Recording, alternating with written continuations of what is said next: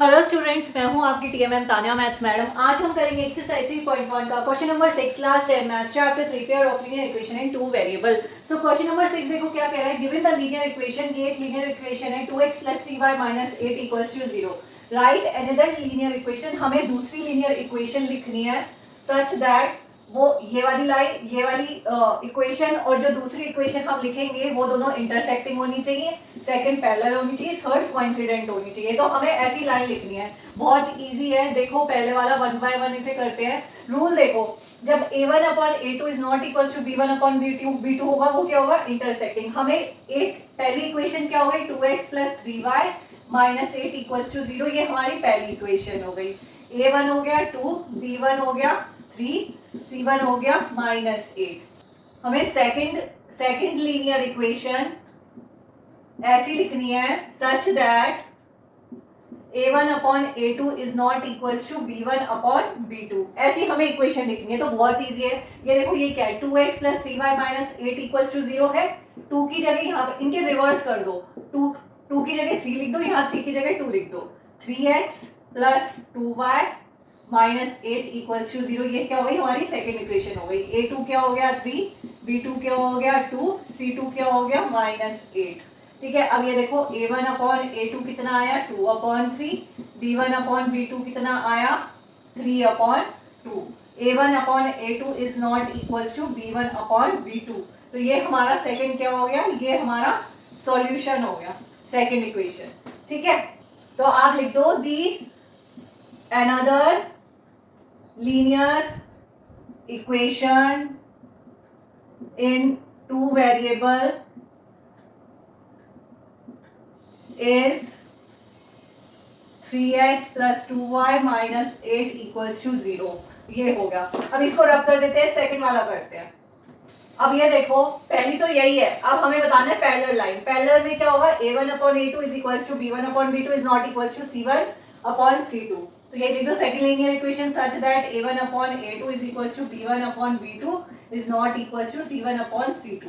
अब ये कैसे आएगा, अब ये 1 है ना, इसमें 2 से मल्टीप्लाई कर दो सिर्फ x और y वाले वेरिएबल को। तो आप लिख दो 2 × 2 = 4x + 2 × 3 = 6y।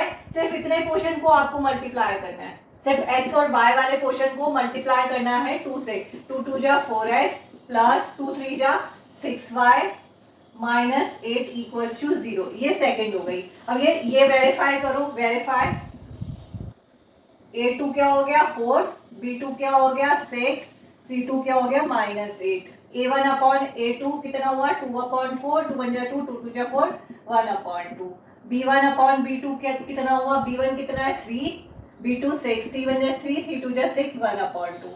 तो a1/a2 = b1/b2। अब c1/c2 देखो, c1 कितना है -8, c2 कितना है -8, 8 × 8। तो ये कितना आया 1 आया, is not equal to c1/c2। ये वाला हमारा सेकंड वाला वेरीफाई हो गया। मतलब ये वाली इक्वेशन और ये वाली इक्वेशन क्या होंगी, पैरेलल होंगी। तो हम लिख देंगे, आंसर लिख देंगे the another linear equation in two variable is 4x + 6y - 8 = 0। आपको सिर्फ x और y वाले कंपोनेंट में 2 से मल्टीप्लाई करना है, तो आपका ये इक्वेशन आ जाएगी। इसको रब करते हैं, थर्ड वाला करते हैं। तो पहली इक्वेशन तो यही हो गई 2x + 3y - 8 = 0। पहली a1 क्या हो गया 2, b1 हो गया 3, c1 हो गया -8। Second linear equation such that क्या होना चाहिए, कोइंसिडेंट के लिए ये वाली कंडीशन फॉलो होनी चाहिए। a1/a2 = b1/b2 = c1/c2। अब हम क्या करेंगे, मल्टीप्लाई इक्वेशन 1/2। इस पूरी इक्वेशन को 2 से मल्टीप्लाई कर दो, क्या आएगा 2 × 2 = 4x + 2 × 3 = 6y - 2 × 8 = 16 = 0। ये हमारी सेकंड इक्वेशन आ गई। इस वाले में हमने क्या करा था, सिर्फ x और y को 2 से मल्टीप्लाई करा था।